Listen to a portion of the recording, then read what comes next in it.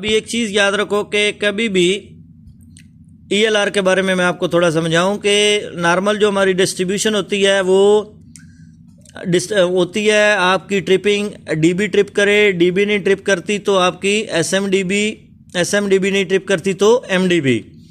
अभी DB trip करेगी आपकी ओवरलोड, शॉर्ट सर्किट या अर्थ लीकेज पे, ठीक है। ओवरलोड या शॉर्ट सर्किट होगा तो आपका सिंगल MCB ट्रिप करेगा, और अगर लीकेज करंट होगी तो आपका जो RCCB या ELCB लगा होता है ना DB में, वो ट्रिप करता है।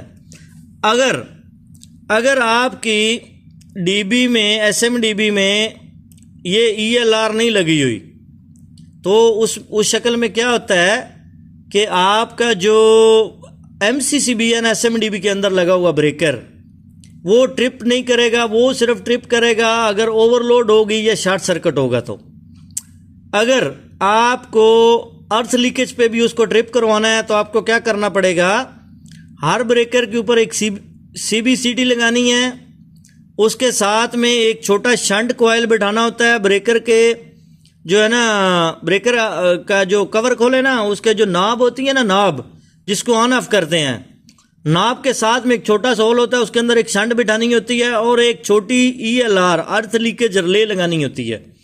अभी इसके कनेक्शन समझो कि आप देखो ये चारों केबल एक ही इस कॉइल के अंदर से गुजर रहे हैं। ये कॉइल से दो केबलें निकालते हैं, ये सीधी आके ELR को दे देते हैं। ये दो केबलें निकाली हैं ना, ग्रीन और रेड, लाइट ब्राउन, ये नीचे से रेड और ब्लू ये उठाते हैं, सीधी जाके ELR की पावर है, ये सिंगल फेस 220 इसको ऑन करने के लिए पावर दी गई है। इधर से फेस का एक लूप दिया है, ये इसके ना NONC कंटेक्ट है, सही है, ये नॉर्मली ओपन कंटेक्ट है। इधर से शंट को सीधी न्यूट्रल दी गई है ये वाली जगह पे।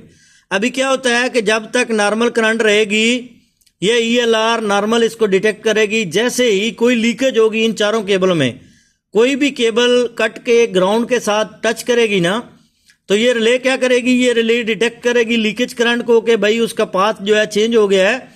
तो सीधा ये जो फेस है ना, इधर से इसको कॉमन दिया हुआ है, ये क्या होगा, ये नॉर्मल ओपन रहता है, सीधा इसको क्लोज करवाएगी, इधर से क्लोज करवाएगी तो ये फेस इधर से सीधा शंट को जाएगा। न्यूट्रल ऑलरेडी शंट को जा रही है, ये शंट क्या करेगी, एक्टिवेट होके सीधी ब्रेकर को ट्रिप करवा देगी। ये ब्रेकर उस टाइम तक ट्रिप रहेगा जब तक आपका जो ये लीकेज करंट क्लियर नहीं होगी, उतनी देर तक। अगर आपको ये फेस करना पड़ता है, लीकेज करंट नहीं मिल रही, तो ये जो पॉइंट है ना, इधर से आप इसके फेस को, ये आउटपुट केबल निकाल दो, आप मीन टाइम आप SMDB को रिस्टोर कर सकते हो। अगर आपसे फॉल्ट मिलने में प्रॉब्लम आ रही है तो, नहीं है तो जब तक फॉल्ट क्लियर नहीं होगा इसको आप कभी भी ऑन नहीं करो।